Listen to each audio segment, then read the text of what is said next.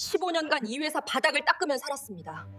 조용히 문제없이 지내는 게 제 원칙이었어요. 하지만 그러나 오늘 박정임은 200명이 지켜보는 발표회장 한가운데 무릎을 꿇었습니다. 떨리는 목소리로 회장에게 간청했습니다. 회장님, 오늘 서명하시면 안 됩니다. 그 순간 박태경 회장은 펜을 든 손을 멈췄습니다. 15년간 단 한 번도 눈에 띄지 않았던 청소부가 수백억짜리 계약 앞에서 필사적으로 외치고 있었습니다. 정임의 손에는 작은 디지털 펜 하나가 들려 있었습니다. 그 순간 상무는 창백하게 질린 얼굴로 정임을 노려봤습니다. 정임은 몰랐습니다. 자신이 새벽에 우연히 주운 그 펜이 회사 전체를 뒤흔들 폭탄이 될 줄은, 그리고 자신의 이 한마디가 회장의 운명과 자신의 인생을 완전히 바꿔놓을 줄은. 도대체 그 작은 펜 안에 숨겨진 진실은 무엇이었을까요? 사연을 전해드리기 전에 구독과 좋아요 한번 부탁드리겠습니다. 그럼 지금부터 이야기를 시작하겠습니다. 정임은 새벽 4시 30분 본사 로비 대리석 바닥에 무릎을 꿇고 앉아 걸레질을 했다. 그게 내 원칙이야. 어둠 속에서 그녀의 손은 기계처럼 움직였다. 왼쪽에서 오른쪽으로, 다시 왼쪽으로. 물기를 완벽히 제거하고 얼룩 하나 남기지 않는 것. 그것이 정임이 이 회사에서 살아남는 방법이었다. 본사 33층 건물은 아직 잠들어 있었다. 보안 요원 2명이 1층 데스크에서 졸고 있고 엘리베이터 불빛만이 가끔 깜빡였다. 정임은 이 시간이 좋았다. 아무도 자신을 보지 않고 아무도 자신에게 뭔가를 요구하지 않는 시간. 그저 바닥과 자신만 존재하는 시간. 정임의 손이 멈췄다. 왼쪽 손목에 찬 낡은 디지털 시계가 5시를 가리켰다. 1층 로비를 마무리하고 2층 회의실 구역으로 올라가야 할 시간이었다. 그녀는 물통과 걸레를 수레에 싣고 직원용 계단으로 향했다. 엘리베이터는 사용하지 않았다.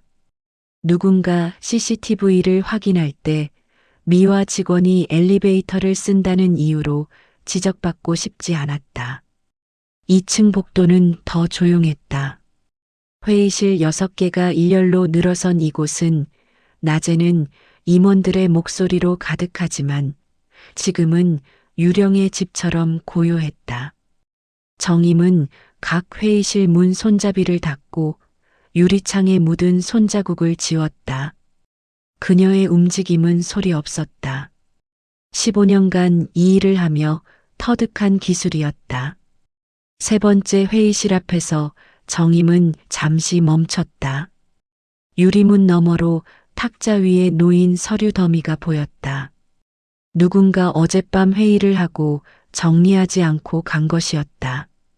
정임은 문을 열고 들어가 서류를 가지런히 정리했다. 규정상 서류 내용을 보면 안 되지만 표지에 적힌 글자는 자연스럽게 눈에 들어왔다. 신사업 투자한 최종본 대표이사 결재용. 정임은 서류를 탁자 중앙에 모아두고 물러났다. 자신의 일이 아니었다. 그녀는 바닥을 닦고 쓰레기를 버리고 사라지는 사람이었다. 그 이상도 이하도 아니었다. 3층으로 올라가는 계단 중간쯤 정임의 휴대폰이 진동했다. 오전 5시 20분. 알람이 아니라 문자였다. 병원에서 온 자동 문자. 이달 진료비 미납 230만 원. 납부 기한 3일 남음. 정임은 화면을 끄고 주머니에 폰을 밀어 넣었다. 생각하지 않으려 했다. 지금 생각해봤자 답이 나오지 않는 문제였다. 어머니는 요양병원 사인실에 누워 계셨다. 치매 3기. 딸의 얼굴도 이제 알아보지 못했다. 하지만 정임은 매주 토요일 오후 병원을 찾아가 어머니 손을 잡고 앉아 있었다. 어머니가 알아보지 못해도 정임은 알아볼 수 있었다. 그것만으로도 충분했다. 아니, 충분하다고 스스로를 설득했다. 3층 임원 집무실 구역. 정임은 복도 양쪽 화분에 물을 주고 바닥에 먼지를 쓸었다. 이곳은 더 조심해야 했다. 부장급 이상 임원들이 사용하는 공간이었고 한 명 한 명이 정임의 고용을 좌지우지할 수 있는 사람들이었다. 정임은 숨소리조차 줄이며 일했다. 복도 끝 가장 안쪽 방 문틈으로 불빛이 새어나왔다. 상무 집무실이었다. 정임은 조심스럽게 다가갔다. 혹시 누군가 불을 끄지 않고 퇴근한 건 아닐까? 전기료 낭비라는 지적을 받으면 미화팀 전체가 곤란해질 수 있었다. 문에 귀를 가까이 대자 희미한 소리가 들렸다. 키보드 치는 소리. 누군가 안에 있었다. 정임은 조용히 물러나려 했다. 하지만 그 순간 안에서 낮은 목소리가 흘러나왔다. 내일 오전 회의에서 밀어붙이면 돼.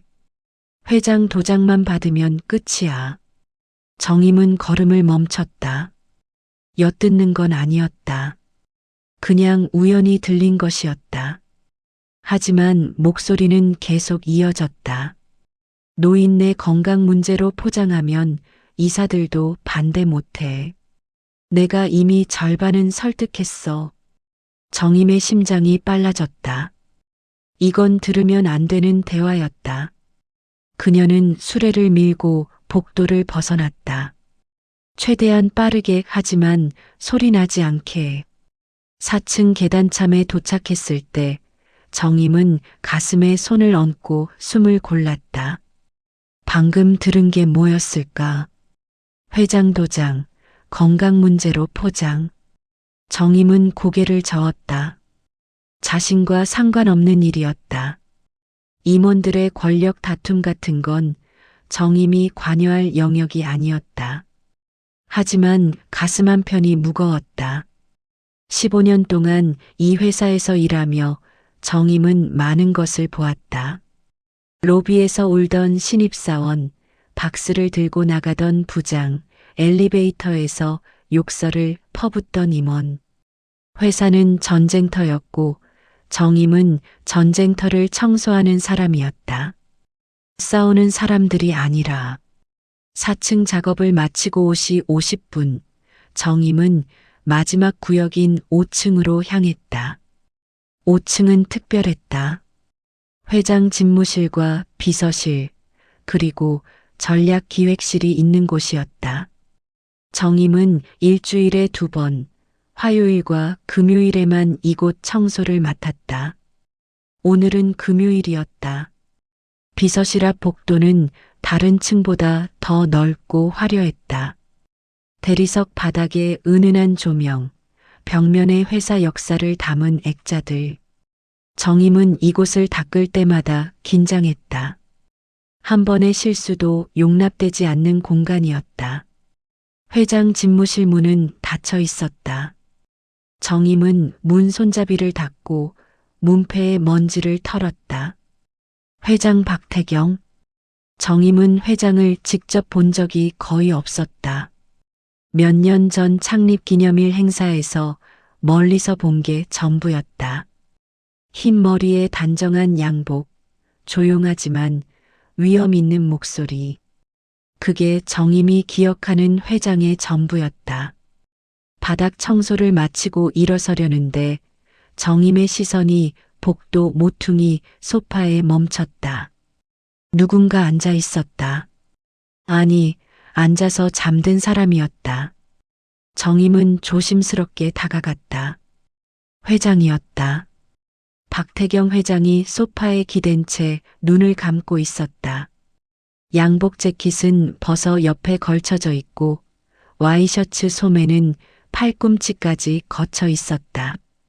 책상에 앉아 일하다 지쳐서 이곳까지 나와 잠든 것 같았다.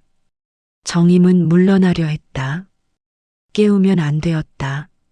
하지만 발걸음이 떨어지지 않았다. 회장의 얼굴은 낮에 보던 위험 있는 모습이 아니라 지친 노인의 모습이었다. 이마에 주름이 깊게 파여 있고 입가는 굳어 있었다. 잠든 얼굴인데도 편안해 보이지 않았다. 정임은 잠시 망설이다가 결심했다. 그녀는 조용히 1층으로 내려가 비상용 담요 한 장을 가져왔다. 그리고 5층으로 돌아와 회장에게 조심스럽게 담요를 덮어드렸다. 회장은 움직이지 않았다. 정임은 안도하며 한 걸음 물러났다. 그리고 다시 1층으로 내려가 직원 휴게실에서 따뜻한 보리차를 한 컵 따랐다. 종이컵에 담아 5층으로 올라가 회장 옆 탁자에 조용히 내려놓았다. 컵 옆에는 작은 메모지를 놓았다. 비서실 메모지함에서 가져온 것이었다. 새벽 공기가 차갑습니다. 정임은 더 이상 머물지 않았다. 자신이 한 일이 발각되면 월권이라는 지적을 받을 수 있었다. 하지만 그냥 지나칠 수 없었다. 누군가 지쳐서 잠들어 있는데 차가운 새벽 공기 속에 그대로 두는 건 정임의 방식이 아니었다. 6시 30분. 정임은 모든 작업을 마치고 1층 미화실로 돌아왔다. 수레를 정리하고 걸레를 빨아 말렸다. 사물함에서 겉옷을 꺼내 입고 출근 카드를 찍었다. 오늘도 문제없이 끝났다. 조용히 흔적 없이 미화실을 나서는데 휴대폰이 또 울렸다. 이번엔 전화였다. 병원에서 걸려온 것이었다. 정임은 복도 구석으로 가서 전화를 받았다. 네, 박정임입니다. 보호자님, 환자분 상태가 조금 안 좋아지셔서요. 가능하시면 이번 주말에 한번 오셔서 상담 좀 하셨으면 합니다. 네, 알겠습니다. 전화를 끊고 정임은 한동안 그 자리에 서 있었다. 주말, 내일이 토요일이었다. 어차피 갈 예정이었지만 이런 전화를 받으면 마음이 더 무거워졌다. 상태가 안 좋다는 건 돈이 더 든다는 뜻이었다. 정임은 건물 밖으로 나갔다. 새벽 공기는 정말 차가웠다. 12월의 서울, 해가 뜨기 전에 거리는 을씨년스러웠다. 정임은 목도리를 더 깊이 두르고 지하철역을 향해 걸었다. 집까지는 40분이 걸렸다. 집에 도착하면 7시 30분쯤 될 것이었다. 1시간 정도 눕다가 다시 일어나 오후 아르바이트를 나가야 했다. 걸으면서 정임은 아까 들었던 목소리를 떠올렸다. 회장 도장만 받으면 끝, 건강 문제로 포장. 무슨 일이 벌어지고 있는 걸까? 하지만 곧 고개를 저었다. 자신과 상관없는 일이었다. 정임은 바닥을 닦는 사람이었다. 회사의 권력 다툼은 정임이 걱정할 문제가 아니었다. 하지만 가슴 한편의 무거움은 쉽게 사라지지 않았다. 정임은 지하철 계단을 내려가며 스스로에게 다짐했다. 조용히 문제없이. 그게 정임의 원칙이었다. 그게 정임이 살아남는 방법이었다. 월요일 새벽 정임은 같은 시간에 회사에 도착했다. 4시 30분. 로비는 여전히 어둠에 잠겨 있었고 보안 요원은 여전히 졸고 있었다. 정임은 익숙한 루틴대로 1층부터 청소를 시작했다. 하지만 오늘은 뭔가 달랐다. 정임 자신도 설명할 수 없는 긴장감이 있었다.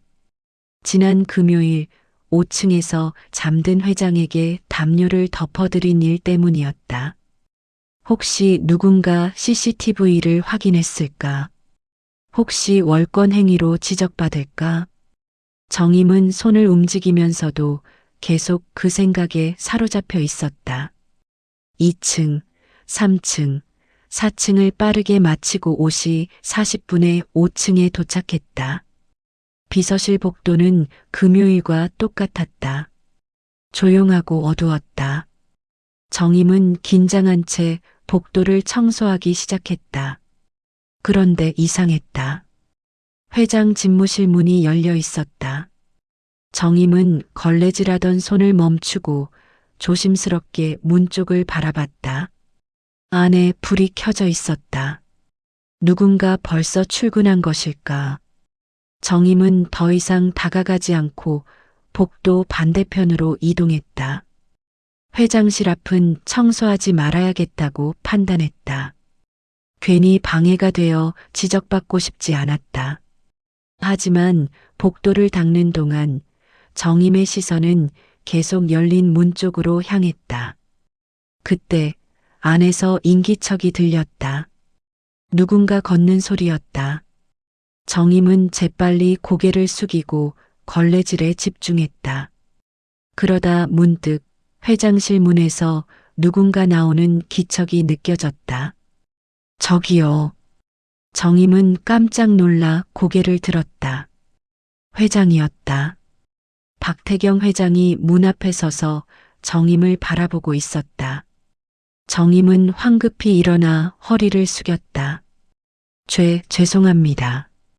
방해가 되었다면. 아니, 괜찮습니다. 회장의 목소리는 차분했다.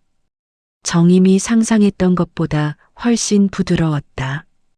회장은 잠시 정임을 바라보다가 입을 열었다. 지난 금요일 담요와 차 고맙습니다. 정임은 얼어붙었다. 머리가 하얘졌다. 회장이 알고 있었다. 그 말은 CCTV를 확인했다는 뜻이었다. 정임은 어떻게 대답해야 할지 몰라 그저 고개만 더 깊이 숙였다. 제가 월권이었습니다. 죄송합니다. 월권이라니요. 회장은 작게 웃었다. 정임은 그제야 고개를 들어 회장을 바라봤다. 회장의 얼굴은 지난 금요일보다 조금 더 밝아 보였다. 피곤해 보이는 건 여전했지만 눈빛만큼은 따뜻했다. 오히려 감사할 일이지 왜 사과를 합니까? 덕분에 추운 새벽을 버틸 수 있었어요. 정임은 무슨 말을 해야 할지 몰라 그저 또 고개를 숙였다. 회장은 더 이상 말하지 않고 집무실 안으로 들어갔다. 문이 닫혔다. 정임은 한동안 그 자리에 서 있었다. 심장이 여전히 빠르게 뛰었다. 하지만 이상하게도 무섭지는 않았다. 오히려 마음 한편이 따뜻해졌다. 회장은 화내지 않았다. 오히려 고마워했다. 정임은 작은 미소를 지으며 다시 걸레를 들었다. 그리고 조용히 복도 청소를 이어갔다. 6시가 되고 비서실 직원들이 출근하기 시작했다. 정임은 재빨리 작업을 마무리하고 1층으로 내려갔다. 오늘은 마음이 조금 가벼웠다. 어제까지의 불안감이 사라졌다. 회장은 괜찮은 사람이었다. 정임은 그렇게 생각했다. 하지만 미화실로 돌아가는 복도에서 정임은 다시 한번 이상한 장면을 목격했다. 5층에서 내려오는 엘리베이터 앞에 한 남자가 서 있었다. 양복을 입은 중년 남성이었다. 얼굴은 굳어 있고 손에는 서류 가방을 꽉 쥐고 있었다. 엘리베이터 문이 열리고 남자가 들어갔다. 정임은 그 남자가 금요일 밤 집무실에서 통화하던 사람과 같은 목소리를 가진 사람이 아닐까 하는 생각이 들었다. 하지만 확신할 수는 없었다. 목소리만 들었을 뿐 얼굴을 본 적은 없었다. 정임은 고개를 저었다. 또 자신과 관계없는 일에 신경 쓰고 있었다. 그녀는 미화실로 들어가 작업을 마무리했다. 출근 카드를 찍고 건물을 나섰다. 새벽 공기는 여전히 차가웠다. 집으로 가는 지하철 안에서 정임은 휴대폰을 꺼내 병원 문자를 다시 확인했다. 진료비 미납 230만 원. 기한 하루 남음. 정임은 한숨을 쉬었다. 오늘 오후 아르바이트 급여를 받으면 150만 원을 낼 수 있을 것이었다. 나머지 80만 원은 어떻게든 해야 했다. 정임은 휴대폰을 주머니에 넣고 눈을 감았다. 지하철은 덜컹거리며 달렸다. 정임은 잠들지 않으려 애썼지만 피곤함이 밀려왔다. 하루 4시간씩 자는 생활을 한 지 2년이 넘었다. 몸은 한계에 가까웠다. 하지만 멈출 수 없었다. 어머니는 정임을 기다리고 있었다. 비록 알아보지 못하더라도 정임은 어머니를 지켜야 했다. 그게 정임이 살아가는 이유였다. 수요일 새벽 정임은 또다시 회사에 도착했다. 이번 주는 유난히 피곤했다. 어제 오후 아르바이트에서 무거운 물건을 나르다 허리를 삐끗했다. 오늘 아침 일어날 때 허리 통증이 심해 진통제를 2알이나 먹었다. 하지만 쉴 수 없었다. 쉬면 돈이 안 들어왔다. 정임은 이를 악물고 1층 로비 청소를 시작했다. 손은 기계처럼 움직였지만 허리는 계속 신호를 보냈다. 쉬어라, 멈춰라. 하지만 정임은 무시했다. 2층을 마치고 3층으로 올라갔다. 임원 집무실 구역. 오늘은 유난히 조용했다. 보통 이 시간에도 한두 명은 일찍 출근해서 불이 켜져 있곤 했는데 오늘은 모든 방이 어두웠다. 정임은 복도를 닦으며 각 방 앞을 지나갔다. 전략기획실, 재무실, 법무실, 그리고 상무집무실. 상무집무실 문 앞을 지나는데 안에서 희미한 불빛이 보였다.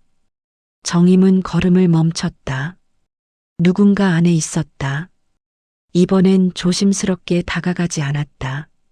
지난 금요일의 경험 때문이었다. 들으면 안 되는 걸 들었고 그게 계속 마음에 걸렸다. 정임은 그냥 지나치려 했다.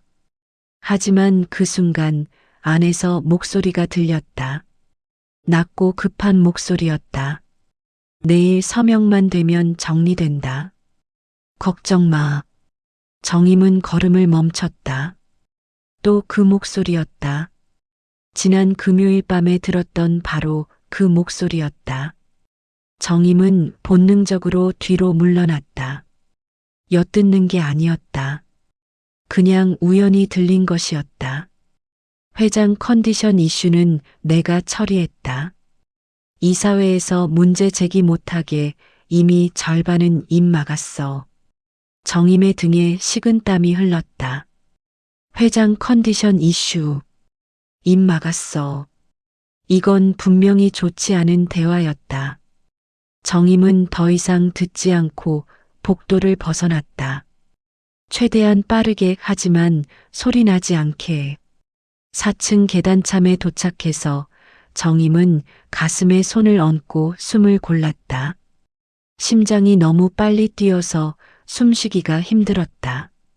진통제 때문인지 아니면 방금 들은 대화 때문인지 알 수 없었다. 정임은 벽에 기대어 눈을 감았다. 회장 컨디션 이슈를 처리했다. 그게 무슨 뜻일까? 회장은 아프신 걸까? 아니면 누군가 회장이 아프다는 거짓 소문을 퍼뜨린 걸까? 정임은 혼란스러웠다. 그때 휴대폰이 울렸다. 정임은 화들짝 놀라 폰을 꺼냈다. 새벽 5시 30분에 누가 전화를 한단 말인가. 발신자는 병원이었다. 정임은 급하게 전화를 받았다. 네, 박정임입니다. 보호자님 죄송한데요. 환자분이 밤사이 낙상 사고가 있으셨어요. 크게 다치신 건 아닌데 검사를 좀 해야 할 것 같습니다. 지금 당장 가야 하나요? 아니요, 급한 건 아니고요. 오늘 낮에라도 한번 오셔서 상담하시면 됩니다. 네, 알겠습니다. 전화를 끊고 정임은 주저앉고 싶었다. 낙상 사고, 검사. 그 말은 또 돈이 든다는 뜻이었다. 정임은 두 손으로 얼굴을 감쌌다. 눈물이 날 것 같았지만 참았다. 울면 안 됐다. 울면 무너질 것 같았다. 정임은 천천히 일어났다. 허리 통증이 더 심해졌다. 하지만 일을 마쳐야 했다. 4층, 5층이 남아 있었다. 정임은 다시 걸레를 들고 계단을 올라갔다. 5층 비서실 복도. 오늘은 회장실 문이 닫혀 있었다. 정임은 안도하며 조용히 복도를 닦았다. 회장을 다시 마주치고 싶지 않았다. 지난번에 고마움을 표현받았지만 정임은 여전히 불편했다. 자신은 그저 바닥을 닦는 사람이었다. 회장과 대화를 나눌 위치가 아니었다. 복도 청소를 마치고 비서실 옆 작은 회의실로 이동했다. 이곳은 회장이 가끔 소규모 회의를 할 때 쓰는 공간이었다. 정임은 문을 열고 들어갔다. 회의실 안은 어질러져 있었다. 탁자 위에 서류가 여기저기 흩어져 있고 의자도 제자리에 없었다. 어젯밤 회의가 있었던 것 같았다. 정임은 한숨을 쉬며 정리를 시작했다. 서류를 모으는데 탁자 구석에 작은 물건이 하나 떨어져 있었다. 정임은 그것을 집어들었다. 검은색 디지털 펜이었다. 회사에서 회의할 때 쓰는 전자펜이었다. 이걸로 태블릿에 필기하거나 서명하는 용도였다. 정임은 펜을 자세히 살펴봤다. 옆면에 작은 라벨이 붙어 있었다. 전략기획실 비품. 누군가 회의하다가 놓고 간 것이었다. 정임은 펜을 주머니에 넣었다. 나중에 시설 반장에게 전달하면 될 것이었다. 회의실 정리를 마치고 정임은 1층으로 내려갔다. 미화실에서 수레를 정리하고 출근 카드를 찍었다. 6시 30분. 오늘도 끝났다. 하지만 건물을 나서면서 정임은 계속 불안했다. 방금 들은 대화가 머리에서 떠나지 않았다. 회장 컨디션 이슈를 처리했다. 내일 서명만 되면 정리된다. 누군가 회장을 공경에 빠뜨리려는 게 아닐까? 하지만 정임은 그걸 어떻게 알 수 있단 말인가? 증거도 없었고 정임은 그저 청소하는 사람이었다. 지하철역으로 걸어가면서 정임은 주머니에 넣어둔 디지털 펜을 만졌다. 이 펜이 중요한 걸까? 혹시 이 펜에 뭔가 기록이 남아있는 건 아닐까? 정임은 고개를 저었다. 말도 안 되는 생각이었다. 그냥 회의용 펜일 뿐이었다. 하지만 가슴 한편의 불길함은 사라지지 않았다. 정임은 지하철에 올라타며 결심했다. 오늘 저녁 시설 반장에게 펜을 전달하기 전에 한 번만 확인해 보자. 혹시 모르니까. 금요일 오후 정임은 회사 본관 대강당 앞 복도에 서 있었다. 오늘은 신사업 발표 행사가 있는 날이었다. 회사 임원진과 주요 투자자들이 모두 모이는 큰 행사였다. 정임은 행사 준비를 돕기 위해 오후 근무조로 투입되었다. 대강당 앞은 분주했다. 행사 진행 직원들이 뛰어다니고 케이터링 업체가 음료와 다과를 나르고 보안 요원들이 입구를 지키고 있었다. 정임은 복도 구석에서 조용히 청소 도구를 들고 대기했다. 행사가 시작되면 대강당 밖 복도와 화장실을 계속 청소해야 했다. 2시가 되고 행사가 시작되었다. 대강당 문이 닫히고 안에서 사회자의 목소리가 들렸다. 신사업 투자 발표를 시작하겠습니다. 정임은 복도 청소를 시작했다. 행사 참석자들이 밖으로 나올 때 복도가 깨끗해야 했다. 30분쯤 지났을 때 대강당 문이 열리고 몇몇 사람들이 나왔다. 잠깐 쉬는 시간인 것 같았다. 정임은 재빨리 구석으로 비켜서 그들이 지나가도록 했다. 양복 입은 남자들이 복도에서 담소를 나눴다. 오늘 회장님 서명 받으면 끝이지? 그렇지. 이사회 승인도 이미 받았고 상무님이 정말 잘 밀어붙였어. 회장님 건강 문제도 잘 활용하고. 정임은 걸레질을 멈췄다. 또 그 이야기였다. 회장 건강 문제. 정임은 귀를 기울였다. 근데 회장님 정말 괜찮으신 거 맞아? 요즘 얼굴이 안 좋아 보이시던데. 글쎄, 나이가 있으시니까. 어쨌든 오늘 서명만 받으면 우리는 끝이야. 남자들은 다시 대강당 안으로 들어갔다. 정임은 그 자리에 멈춰 섰다. 오늘 서명만 받으면 끝. 그 말이 계속 머리를 맴돌았다.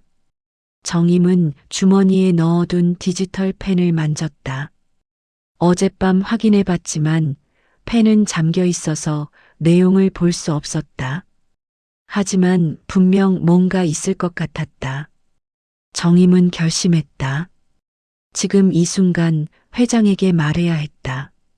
정확히 뭔지는 몰라도 누군가 회장을 속이려 한다는 걸 알려야 했다. 하지만 어떻게? 정임은 청소부였다. 회장에게 접근할 방법이 없었다. 그때 대강당 안에서 소란이 들렸다. 누군가 물을 쏟은 것 같았다. 행사 진행 직원이 급하게 밖으로 나와 정임에게 소리쳤다. 저기요, 물 좀 닦아주세요. 빨리. 정임은 황급히 걸레와 물통을 들고 대강당 안으로 들어갔다. 안은 밝고 넓었다. 무대 위에 대형 스크린이 있고 아래에 수십 개의 의자가 놓여 있었다. 참석자들이 앉아 있고 무대 옆 탁자에는 회장과 몇몇 임원들이 앉아 있었다. 정임은 재빨리 바닥에 쏟아진 물을 닦았다. 손은 빠르게 움직였다. 그러면서 시선은 무대 쪽을 향했다. 회장이 보였다. 박태경 회장이 탁자에 앉아 서류를 보고 있었다. 옆에는 상무가 서서 뭔가 설명하고 있었다. 정임은 물을 다 닦고 일어났다. 이제 나가야 했다. 하지만 발이 떨어지지 않았다. 지금 나가면 끝이었다. 정임은 회장에게 말할 기회를 영영 잃을 것이었다. 정임은 주변을 둘러봤다. 행사 진행 직원들은 무대 뒤에서 뭔가 준비하느라 바빴다. 참석자들은 스크린을 보느라 정임을 신경 쓰지 않았다. 지금이 유일한 기회였다. 정임은 천천히 무대 쪽으로 걸어갔다. 심장이 터질 것처럼 뛰었다. 손에 든 걸레가 떨렸다. 하지만 멈추지 않았다. 회장 탁자 옆까지 다가갔다. 상무가 정임을 보고 인상을 찌푸렸다. 뭐 하는 거야? 나가요. 정임은 상무를 무시하고 회장 앞에 무릎을 꿇었다. 탁자 위에 흩어진 서류를 정리하는 척하며 아주 작은 목소리로 말했다. 회장님, 오늘은 서명 조금만 미루시면 안 될까요? 회장이 고개를 들어 정임을 바라봤다. 놀란 표정이었다. 정임은 계속 말했다. 제가 들은 게 있어요. 누군가 회장님을 속이려는 것 같아요. 상무가 정임의 팔을 잡았다. 지금 뭐 하는 거야? 나가. 하지만 회장이 손을 들어 상무를 멈췄다. 잠깐. 회장은 정임을 똑바로 바라봤다. 그 눈빛은 날카로웠다. 정임은 숨을 참았다. 무슨 말인가요? 정임은 떨리는 목소리로 대답했다. 저 잘은 모르지만 복도에서 들었어요. 회장 컨디션 이슈를 처리했다. 서명만 받으면 끝이라고. 그리고 이 펜 회의실에서 주었는데 혹시 중요한 게 있을 것 같아서. 정임은 주머니에서 디지털 펜을 꺼내 탁자 위에 올려놓았다. 회장은 펜을 집어들어 살펴봤다. 그리고 상무를 바라봤다. 도현, 이게 자네 펜 아닌가? 상무의 얼굴이 굳었다. 아, 그건. 회장은 더 이상 묻지 않고 정임을 다시 바라봤다. 고맙습니다. 이제 나가도 됩니다. 정임은 황급히 일어나 대강당을 빠져나왔다. 복도에 나오자 다리에 힘이 풀렸다. 정임은 벽에 기대어 숨을 골랐다. 자신이 방금 뭘 한 건지 실감이 나지 않았다. 회장에게 말했다. 정임이, 청소부 박정임이 회장에게 직접 말했다. 하지만 이게 옳은 일이었을까? 정임은 불안했다. 혹시 자신이 착각한 건 아닐까? 혹시 괜한 소동을 일으킨 건 아닐까? 10분쯤 지나고 대강당 문이 열렸다. 사회자가 나와 참석자들에게 말했다. 죄송합니다. 회장님 건강상 이유로 오늘 행사는 여기서 마치겠습니다. 서명식은 다음 주로 연기됩니다. 참석자들이 웅성거리며 밖으로 나왔다. 정임은 복도 구석에 숨어서 그들을 바라봤다. 상무도 나왔다. 그의 얼굴은 창백했다. 정임과 눈이 마주쳤다. 상무는 정임을 째려보며 지나갔다. 정임은 식은땀을 흘렸다. 뭔가 큰일이 벌어질 것 같았다. 하지만 돌이킬 수 없었다. 정임은 이미 선택했다. 주말이 지나고 월요일 아침 정임은 회사에 출근하지 못했다. 토요일 밤부터 고열이 나기 시작했고 일요일에는 일어나지도 못할 정도였다. 병원에 가보니 과로와 스트레스로 인한 급성 면역 저하라는 진단을 받았다. 의사는 최소 일주일은 쉬라고 했다. 하지만 정임은 쉴 수 없었다. 하루 쉬면 하루치 돈이 날아갔다. 정임은 화요일 아침 억지로 몸을 일으켜 회사로 향했다. 열은 조금 내렸지만 몸은 여전히 무거웠다. 회사에 도착하자 분위기가 이상했다. 1층 로비에 보안 요원이 평소보다 많았고 직원들이 수군거리며 모여 있었다. 정임은 미화실로 가려다가 한 동료에게 물었다. 무슨 일 있어요? 아, 정임 씨 몰라요? 주말 동안 회사에 감사팀이 들어왔대요. 상무님 관련해서 뭔가 조사가 시작됐대요. 정임은 심장이 철렁 내려앉았다. 감사팀, 조사. 그 말은 정임이 금요일에 한 말이 진짜로 뭔가를 건드린 거였다. 그리고 정임 씨, 시설 반장님이 찾으시던데요. 어서 가보세요.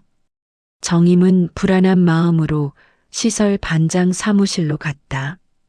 반장은 40대 남성으로 정임을 포함한 미화 직원들을 관리하는 사람이었다. 보통 친절했지만 오늘은 표정이 굳어 있었다. 정임 씨, 앉아요. 정임은 조심스럽게 의자에 앉았다. 반장은 탁자 위에 놓인 서류를 바라보며 입을 열었다.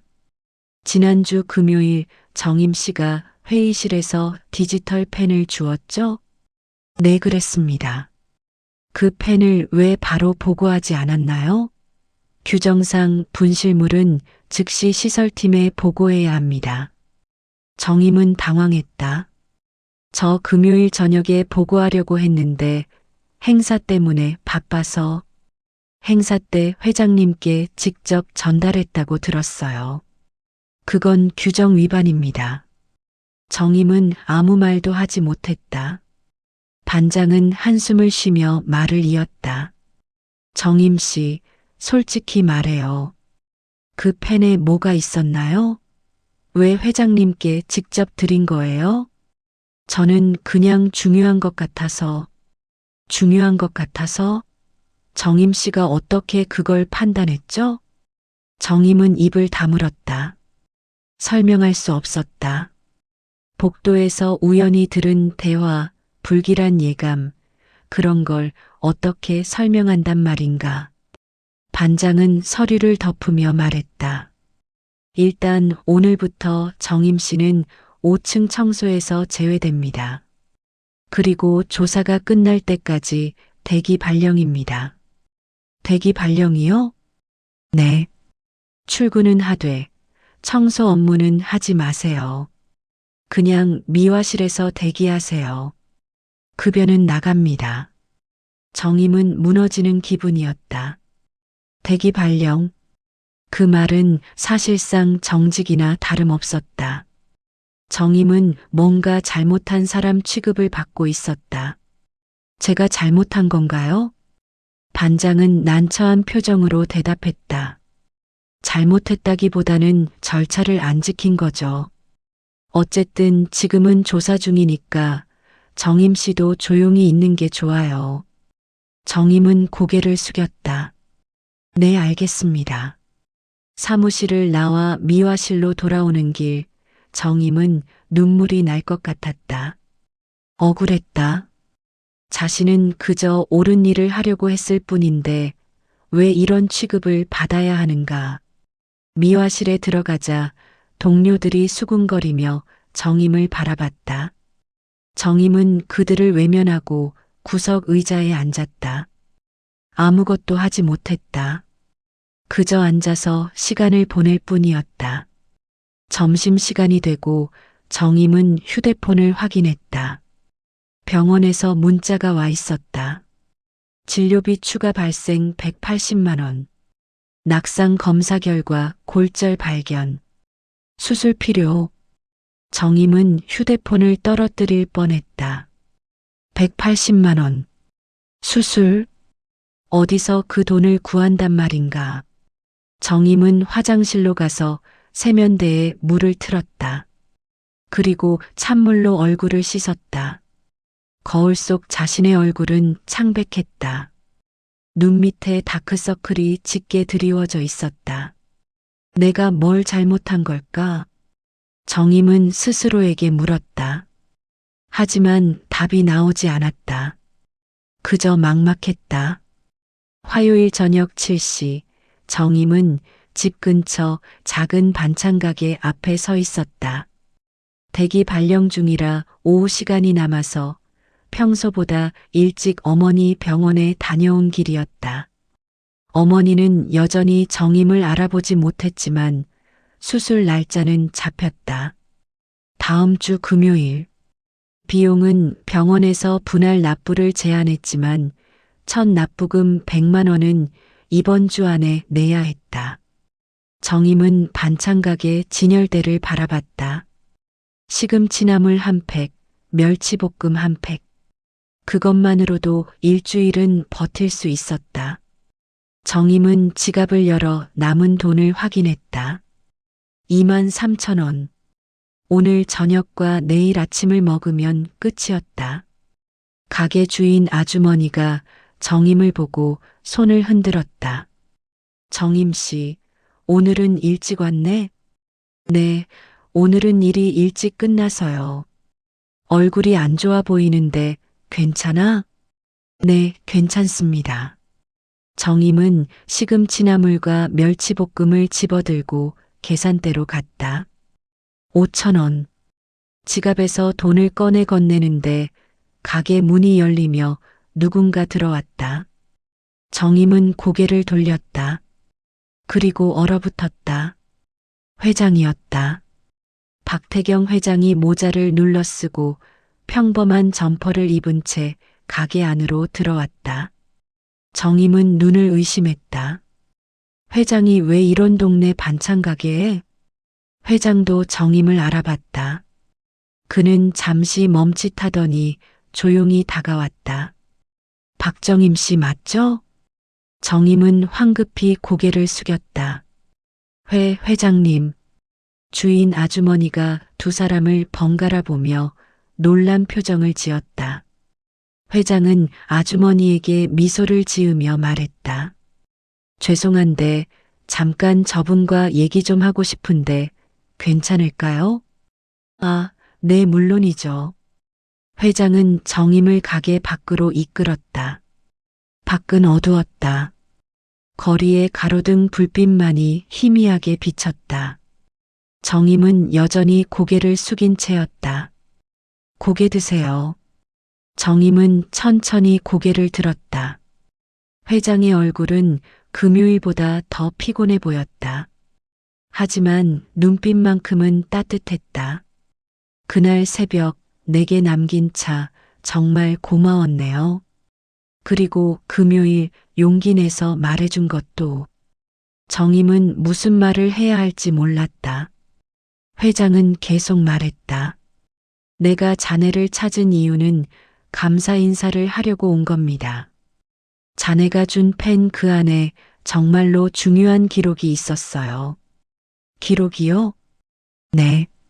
디지털 펜은 사용 기록이 클라우드에 자동 저장됩니다. 법무팀이 확인해 보니 상무가나 몰래 서류를 조작하고 이 사진을 회유한 기록이 고스란히 남아 있었어요. 자네가 아니었으면 나는 속은 줄도 모르고 서명했을 겁니다. 정임은 숨이 막혔다. 자신이 우연히 주운 펜이 정말로 중요한 증거였던 것이다.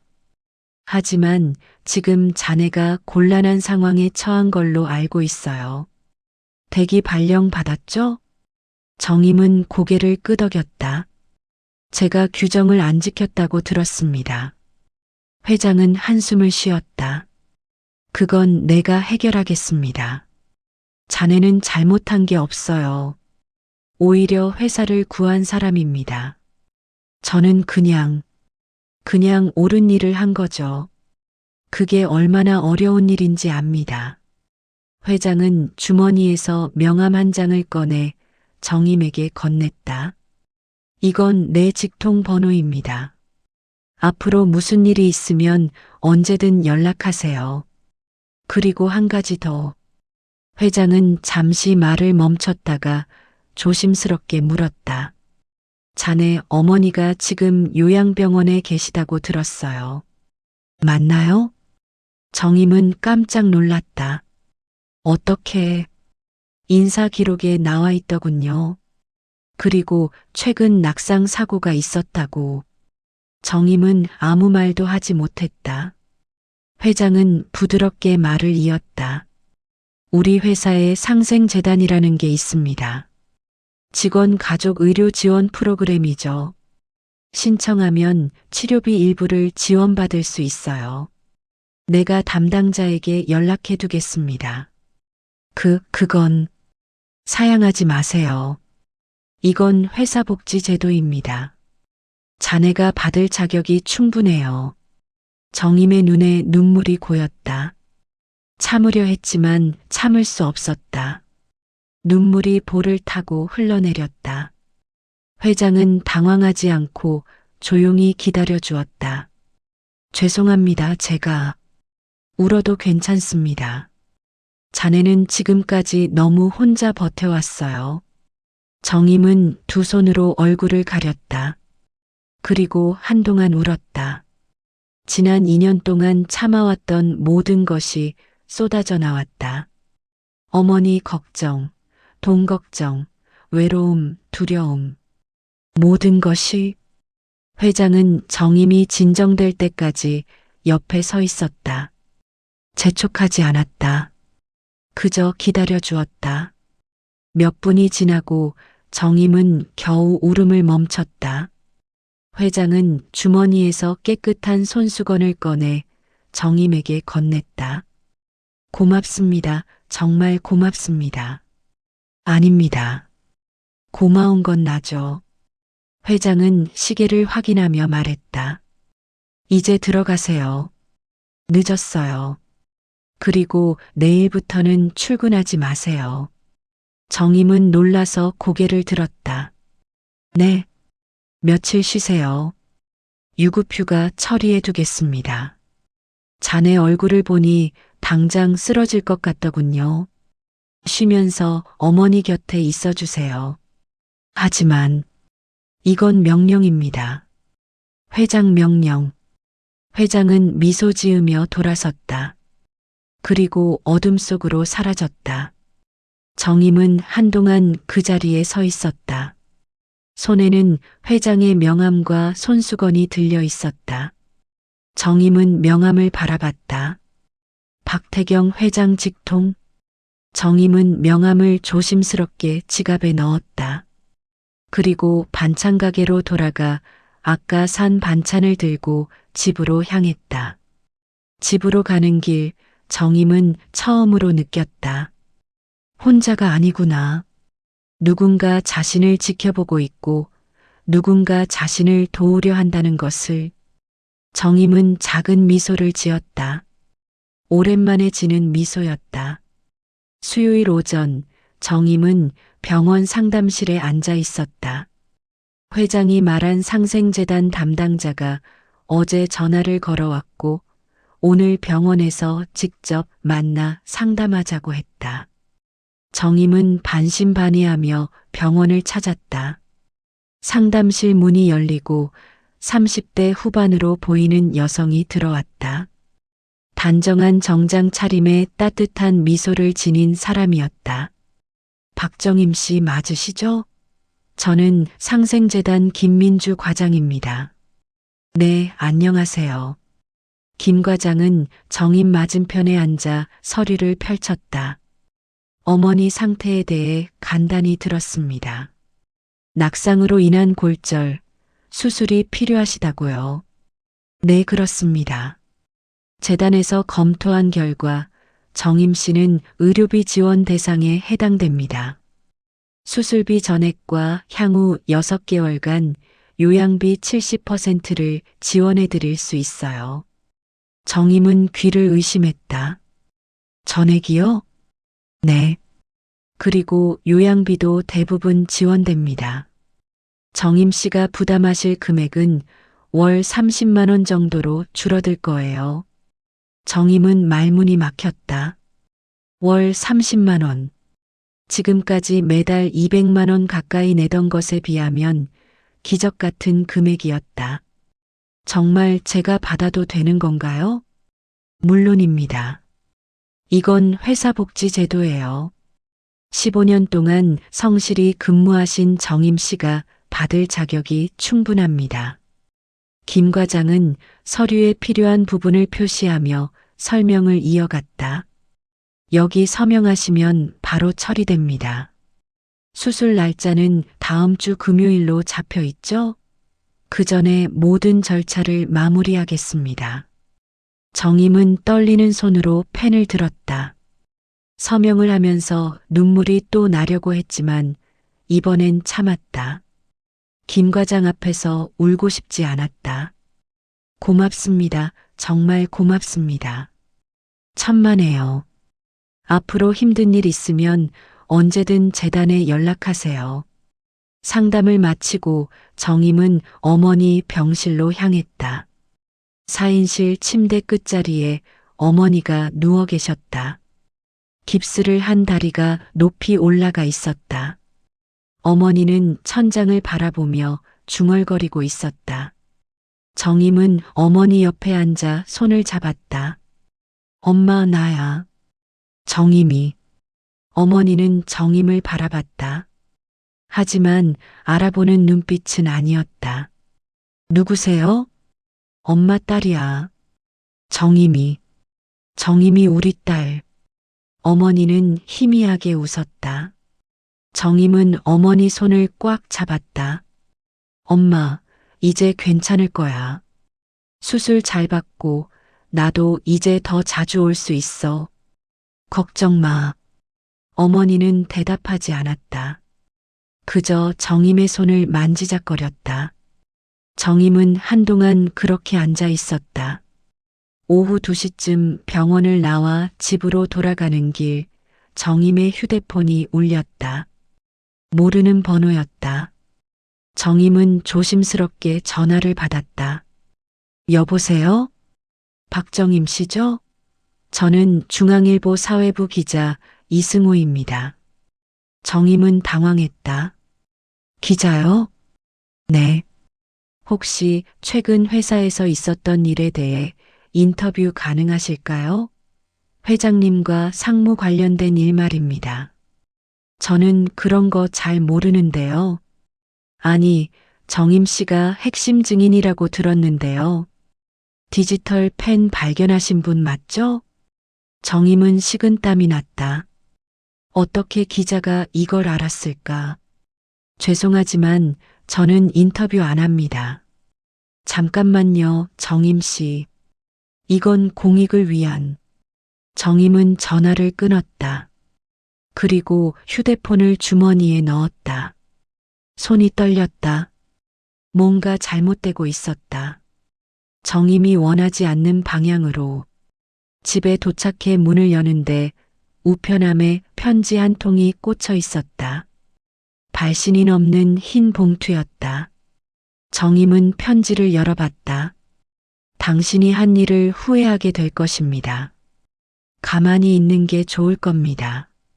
정임은 편지를 떨어뜨렸다. 협박 편지였다.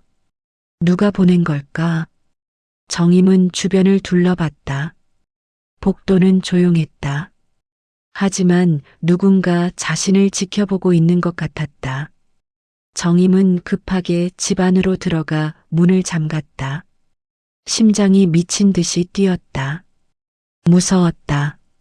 정임은 소파에 주저앉아 무릎을 끌어안았다. 휴대폰이 또 울렸다. 이번엔 아는 번호였다. 회장 직통 번호였다. 정임은 떨리는 손으로 전화를 받았다. 여보세요. 정임 씨, 나입니다. 혹시 이상한 연락 받았나요? 내 기자한테 전화 왔고 협박 편지도 받았어요.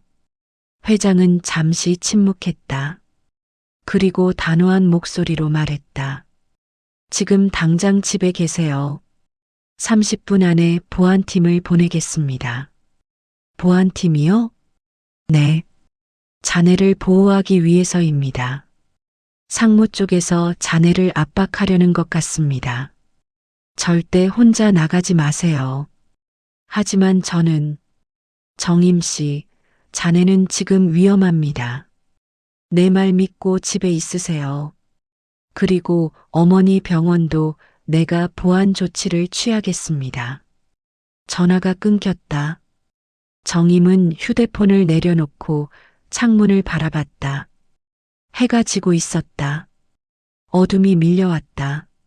30분 후 정말로 2명의 보안 요원이 정임의 집 앞에 도착했다. 정장을 입은 남자들이었다. 그들은 정임에게 신분증을 보여주며 말했다. 박정임 씨 맞으시죠? 회장님 지시로 왔습니다. 앞으로 며칠간 댁 근처에서 대기하겠습니다. 불편하시겠지만 양해 부탁드립니다. 정임은 고개를 끄덕였다. 고맙습니다. 보안 요원들은 밖으로 나가 복도 끝에 자리를 잡았다. 정임은 문을 닫고 소파에 앉았다. 마음이 조금 안정되었다. 혼자가 아니었다. 누군가 자신을 지켜주고 있었다. 하지만 동시에 두려웠다. 이 일이 얼마나 커질지, 자신이 어디까지 휘말리게 될지 알 수 없었다. 정임은 무릎을 끌어안고 눈을 감았다. 괜찮을 거야. 회장님이 지켜주실 거야. 정임은 스스로에게 되뇌었다. 그리고 천천히 숨을 고르기 시작했다. 금요일 오전 10시 회사 본사 23층 이사회실. 긴 타원형 테이블에 12명의 이사가 앉아 있었다. 테이블 한쪽 끝에는 박태경 회장이, 다른 쪽 끝에는 도연 상무가 자리하고 있었다. 분위기는 무거웠다. 이사들은 각자 앞에 놓인 서류를 들여다보며 표정을 굳히고 있었다. 오늘 이사회는 원래 신사업 투자안을 최종 승인하기 위한 자리였다. 하지만 지난 월요일 감사팀 조사가 시작되면서 의제가 바뀌었다. 의장인 최 이사가 입을 열었다. 오늘 이사회는 두 가지 안건을 다루겠습니다. 첫째, 도연 상무의 업무상 부적절한 행위에 대한 징계. 둘째, 회장님의 건강 상태와 향후 경영 체제에 대한 논의입니다. 도연 상무가 손을 들었다. 이에 있습니다. 제 행위가 부적절했다는 근거가 무엇입니까? 최 이사가 서류를 들어보였다. 법무팀이 제출한 디지털 펜 기록입니다. 상무님이 회장님께 제출할 서류를 사전에 조작하고 이 사진 일부를 회유한 정황이 명확히 드러났습니다. 그건 오해입니다. 저는 회사를 위해서라면 정당한 절차를 따랐어야죠.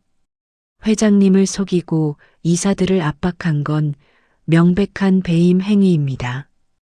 도연은 입을 다물었다. 하지만 곧 다시 입을 열었다. 그렇다면 두 번째 안건을 먼저 다루는 게 어떻겠습니까? 회장님 건강 문제 말입니다. 이사들의 시선이 회장에게로 쏠렸다. 회장은 조용히 앉아 있었다. 표정은 평온했다. 도연이 계속 말했다. 여러분도 아시다시피 회장님은 최근 몇 달간 건강이 좋지 않으셨습니다.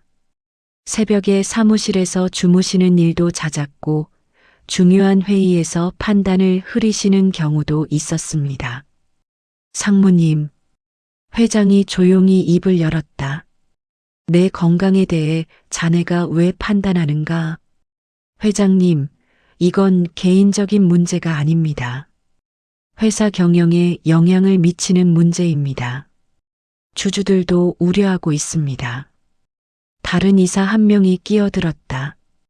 저도 사실 걱정이 됩니다. 회장님, 최근 몇 달간 경영 판단에서 평소와 다른 모습을 보이셨습니다. 혹시 건강검진을 받아보시는 게... 나는 건강합니다. 회장의 목소리는 단호했다. 피곤한 건 사실이지만 경영 판단에 문제가 있었던 적은 없습니다. 오히려 내가 제대로 판단했기 때문에 상무의 계략을 막을 수 있었죠. 도연이 비웃었다. 계략이라니요. 회장님, 저는 회사를 위해 최선을 다했습니다. 다만 회장님께서 나이가 드시면서 결단력이 떨어지신 것뿐입니다. 상무님, 최 이사가 목소리를 높였다. 지금 무슨 말씀을 하시는 겁니까? 사실을 말하는 겁니다. 회장님은 이제 70이 넘으셨습니다. 이 나이에 대기업을 이끄는 건 무리입니다. 명예회장으로 물러나시고 전문 경영인에게 경영권을 넘기시는 게 회사를 위한 길입니다. 이사회실이 술렁였다.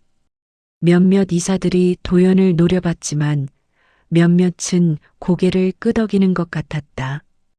도연은 그 분위기를 놓치지 않고 계속 말했다. 여러분, 감정적으로 판단하지 마십시오. 우리는 회사의 미래를 생각해야 합니다. 회장님께 누가 되는 말씀을 드리는 것 같아 죄송하지만 이건 반드시 짚고 넘어가야 할 문제입니다. 회장은 조용히 앉아서 도연을 바라봤다. 그리고 천천히 입을 열었다. 상무님 말이 맞는 부분도 있습니다. 이사들이 놀라서 회장을 바라봤다. 회장은 미소 지으며 말을 이었다. 나도 나이가 들었고 때로는 피곤합니다. 하지만 그렇다고 해서 내 판단력이 흐려진 건 아닙니다. 오히려 나이가 들수록 사람을 보는 눈은 더 정확해지더군요. 회장은 도연을 똑바로 바라보며 말했다.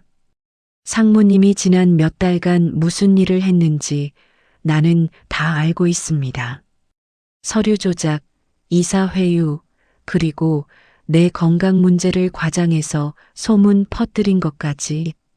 그건 증거가 있습니다. 디지털 펜 기록뿐 아니라 상무님이 이사 몇 분과 나눈 이메일, 통화 녹취록까지 법무팀이 모두 확보했습니다. 도연의 얼굴이 창백해졌다. 회장은 계속 말했다. 나는 물러날 생각이 없습니다. 하지만 이번 일을 계기로 경영체제를 개편하겠습니다. 투명성을 높이고 견제와 균형을 강화하겠습니다. 그리고 상무님은, 회장은 최 이사를 바라봤다. 최 이사가 고개를 끄덕이며 말했다. 도연 상무는 오늘부로 모든 직위에서 해임됩니다. 그리고 법적 책임을 물을 예정입니다. 도연은 자리에서 벌떡 일어났다. 이건 부당합니다. 나는 회사를 위해 나가주십시오. 회장의 목소리는 차가웠다. 도연은 이사들을 둘러봤지만 아무도 그를 거들지 않았다. 도연은 이를 악물고 이사회실을 나갔다. 문이 쾅 닫혔다. 이사회실은 한동안 침묵에 휩싸였다. 최 이사가 조심스럽게 입을 열었다. 회장님, 그런데 이번 일을 어떻게 알아차리셨습니까? 회장은 잠시 생각하다가 대답했다. 한 직원 덕분입니다. 직원이요? 네. 이름은 밝히지 않겠습니다. 하지만 그 직원이 아니었으면 나는 속은 줄도 모르고 서명했을 겁니다. 최 이사는 고개를 끄덕였다. 그 직원에게 포상을 해야겠군요. 이미 조치했습니다. 그리고 한 가지 더. 회장은 이사들을 둘러보며 말했다. 오늘 이사회에 참고인을 한 명 부르겠습니다. 여러분이 직접 들어보시는 게 좋을 것 같아서입니다. 참고인이요? 회장은 비서에게 신호를 보냈다. 비서가 문을 열고 밖에 대기 중이던 사람을 안으로 안내했다. 정임이었다. 정임은 떨리는 다리로 이사회실 안으로 들어왔다. 이사들이 모두 정임을 바라봤다. 정임은 고개를 숙이며 인사했다. 안녕하십니까, 박정임입니다. 회장이 부드럽게 말했다. 앉으세요. 긴장하지 않아도 됩니다. 정임은 준비된 의자에 조심스럽게 앉았다. 손은 무릎 위에서 떨리고 있었다. 이사회실 안 정임은 12명의 이사 앞에 앉아 있었다. 심장이 터질 것처럼 뛰었다. 이런 자리에 앉게 될 줄은 꿈에도 몰랐다. 정임은 그저 바닥을 닦는 사람이었다. 이사회실 같은 곳은 청소할 때나 들어오는 공간이었다. 최 이사가 정임을 바라보며 부드럽게 말했다. 박정임 씨, 긴장 푸세요. 우리는 적이 아닙니다. 단지 사실관계를 확인하고 싶을 뿐입니다. 정임은 고개를 끄덕였다. 네. 먼저 지난 금요일 신사업 발표 행사에서 있었던 일부터 말씀해 주시겠습니까? 정임은 천천히 입을 열었다. 저는 그날 오후 근무조로 투입되어 대강당 밖 청소를 하고 있었습니다. 행사 중간에 물이 쏟아져서 안으로 들어가게 되었고, 정임은 그날의 일을 떠올렸다. 회장 앞에 무릎 꿇고 말했던 순간, 그때의 두려움과 떨림이 다시 느껴졌다. 회장님께 말씀드렸습니다. 서명을 조금만 미뤄달라고. 왜 그런 말씀을 하셨나요? 제가 이상한 대화를 들었기 때문입니다. 정임은 그 수요일 새벽 3층 복도에서 들었던 도연 상무의 통화 내용을 설명했다. 회장 컨디션 이슈는 내가 처리했다. 내일 서명만 되면 정리된다는 말들. 이사들이 서로 눈빛을 교환했다. 한 이사가 물었다. 그 대화를 듣고 바로 신고하지 않으신 이유가 있습니까? 저는 그냥 청소하는 사람입니다. 누가 제 말을 믿겠습니까? 그리고 혹시 제가 잘못 들은 건지도 몰랐고. 하지만 결국 회장님께 말씀하셨죠. 네. 그냥 넘어갈 수가 없었습니다. 회장님이 속으시는 것 같아서. 최 이사가 고개를 끄덕였다. 그리고 디지털 펜은 어떻게 발견하셨습니까? 5층 회의실을 청소하다가 탁자 구석에 떨어져 있었습니다. 회사 비품이라는 라벨이 붙어 있었고, 원래는 바로 시설 반장님께 인계하려고 했는데, 뭔가 이상하다고 느끼셨나요? 네. 그 펜이 방금 제가 들었던 대화와 관련이 있을 것 같았습니다. 그래서 일단 가지고 있다가 행사 때 회장님께 드렸습니다. 법무팀장이 서류를 들고 나섰다. 이사님들, 제가 해당 디지털 펜의 기록을 분석한 결과를 설명드리겠습니다. 법무팀장은 노트북을 열어 대형 모니터에 화면을 띄웠다. 디지털 펜 사용 기록이 시간 순으로 나열되어 있었다. 이 펜은 도연 상무가 사용하던 것으로 확인되었습니다. 그리고 지난 11월 20일부터 12월 10일까지 총 37건의 기록이 남아 있습니다. 화면에 문서들이 하나씩 나타났다. 회의록, 이메일 초안, 서명 문서들. 법무팀장이 특정 파일을 클릭했다. 이것은 11월 28일 작성된 신사업 투자안 수정본입니다. 원본과 비교하면 투자 규모가 30% 증가했고 리스크 분석 부분이 삭제되었습니다. 하지만 이 수정본은 회장님께 보고되지 않았습니다. 이사들이 술렁였다. 법무팀장은 다음 파일을 열었다. 그리고 이것은 12월 3일 작성된 이사 명단입니다. 각 이사님들 옆에 찬성, 반대, 설득 필요라고 표시되어 있습니다. 그리고 설득 필요로 표시된 이사님들께 개별적으로 접촉한 기록도 남아 있습니다. 한 이사가 화면을 가리키며 말했다. 저기 내 이름이 있는데 나는 그런 접촉을 받은 적이 없습니다. 기록에 따르면 12월 5일 상무님이 이사님 사무실을 방문했다고 나와 있습니다. 이사는 잠시 생각하다가 고개를 끄덕였다. 아, 그날 상무가 잠깐 들렀었습니다. 신사업에 대해 의견을 물어보길래 아직 검토 중이라고 했죠.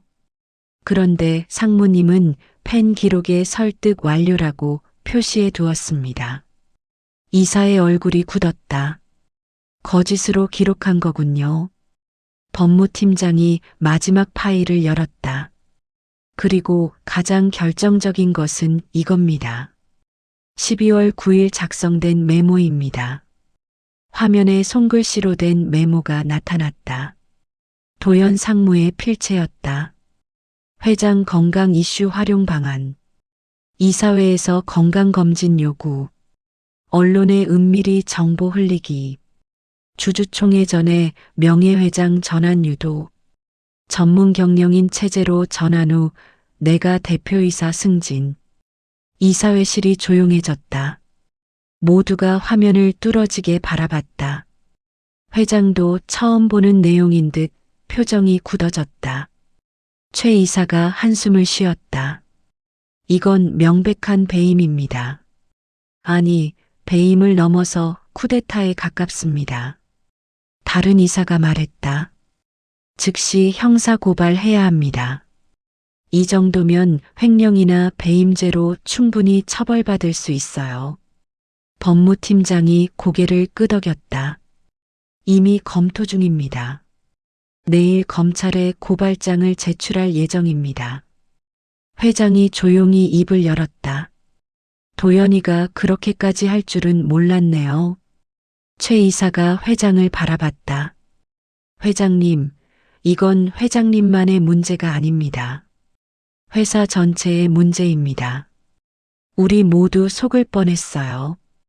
회장은 고개를 끄덕였다. 그리고 정임을 바라봤다. 박정임 씨, 자네가 아니었으면 우리는 끝까지 속았을 겁니다. 정임은 고개를 저었다. 저는 그냥 제가 본 걸 말씀드렸을 뿐입니다. 그게 쉬운 일이 아닙니다. 자네 같은 위치에서 회장에게 직접 말한다는 건 목숨을 거는 일이나 다름없어요. 정임은 아무 대답도 하지 못했다. 최 이사가 말했다. 박정임 씨에게 포상을 해야 합니다. 회사를 구한 공로를 인정해야죠. 이미 준비했습니다. 회장이 서류 한 장을 꺼내 정임에게 건넸다. 박정임 씨, 오늘부로 자네는 상생재단 시니어 돌봄 지원 담당으로 발령됩니다. 정규직이며 급여는 지금의 3배입니다. 정임은 서류를 받아들고 눈이 커졌다. 이건 자네는 15년 동안 이 회사를 위해 일했습니다. 바닥을 닦으며 묵묵히 견뎠죠. 이제 자네가 존중받을 때입니다. 정임의 눈에 눈물이 고였다. 감사합니다. 정말 감사합니다. 회장은 미소 지었다. 내가 고마운 겁니다. 이제 나가서 쉬세요. 오늘 이사회는 여기까지입니다. 정임은 일어나 깊이 인사하고 이사회실을 나왔다. 복도에 나오자 다리에 힘이 풀렸다. 정임은 벽에 기대어 숨을 골랐다. 손에는 여전히 발령 서류가 들려 있었다. 시니어 돌봄 지원 담당. 정규직. 정임은 서류를 가슴에 안았다. 눈물이 흘러내렸다. 이번엔 참지 않았다. 그냥 울었다. 기쁨의 눈물이었다. 2026년 12월 본사 1층 로비. 아침 9시였다. 로비는 출근하는 직원들로 붐볐다. 정임은 엘리베이터에서 내려 로비를 가로질렀다. 단정한 정장 차림에 서류 가방을 든 모습이었다. 정임 과장님, 안녕하세요. 젊은 여직원이 밝게 인사했다. 정임은 미소 지으며 답했다. 안녕하세요. 1년이 지났다. 정임은 이제 박정임 과장이었다. 상생재단 시니어 돌봄 지원팀에서 일하며 직원 가족들의 노인 돌봄을 지원하는 일을 했다. 정임보다 더 절박한 상황에 있는 사람들을 만나 도움을 주었다. 일은 힘들었지만 보람 있었다. 누군가의 눈물을 닦아주고 누군가에게 희망을 주는 일. 1년 전 정임이 느꼈던 그 따뜻함을 다른 사람들에게 전하는 일이었다. 어머니는 수술을 잘 받았고 지금은 재활 치료 중이었다. 여전히 정임을 완전히 알아보지는 못했지만 정임이 병실에 들어서면 희미하게 웃었다. 그것만으로도 정임에게는 충분했다. 로비를 지나가는데 정임은 바닥에 물이 쏟아져 있는 걸 발견했다.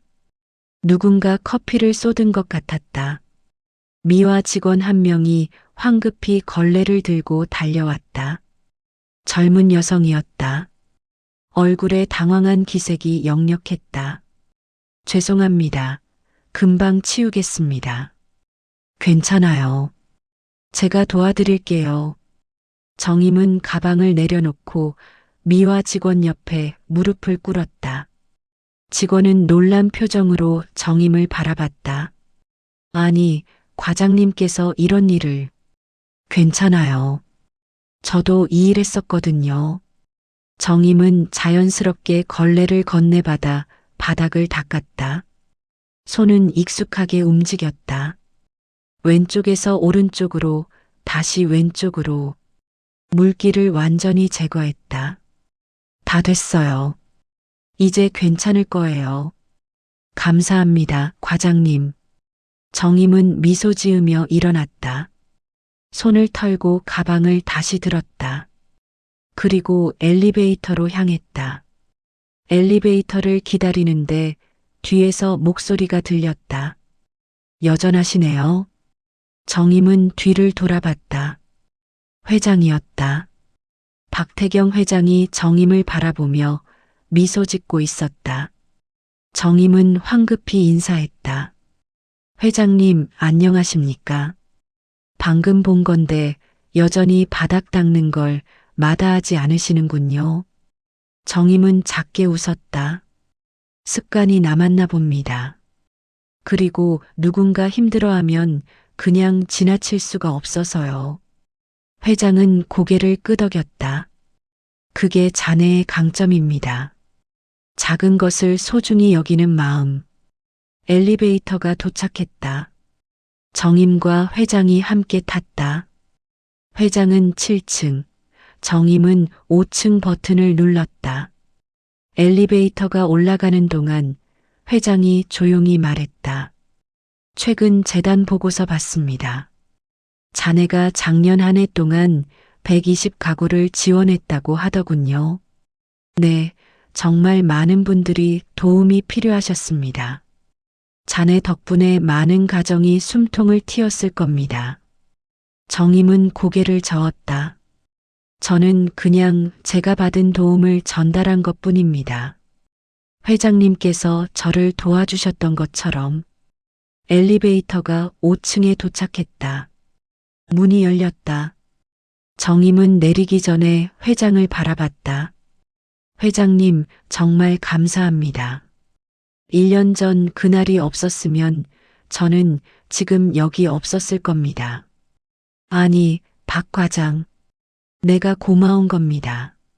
자네가 없었으면 이 회사도 없었을 테니까. 정임은 깊이 인사하고 엘리베이터에서 내렸다.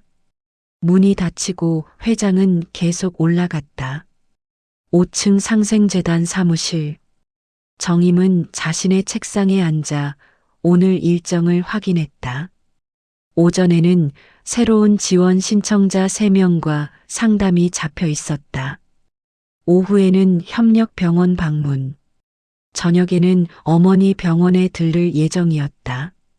책상 위에는 사진 액자 1개가 놓여 있었다. 어머니와 정임이 함께 찍은 사진이었다. 지난달 어머니 생신 때 찍은 것이었다. 어머니는 휠체어에 앉아 있었고 정임은 옆에서 어머니 손을 잡고 웃고 있었다. 정임은 사진을 바라보며 미소 지었다. 엄마, 우리 이제 괜찮아. 오전 10시 첫 번째 상담자가 도착했다.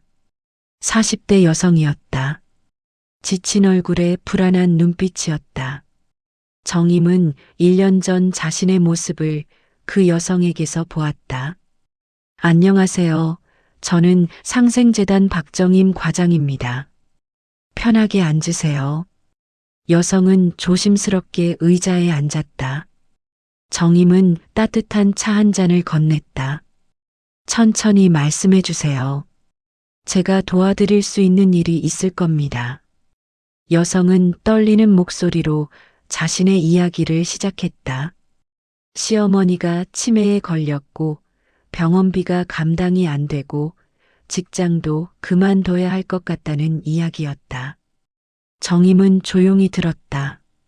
그리고 고개를 끄덕였다. 제가 도와드리겠습니다.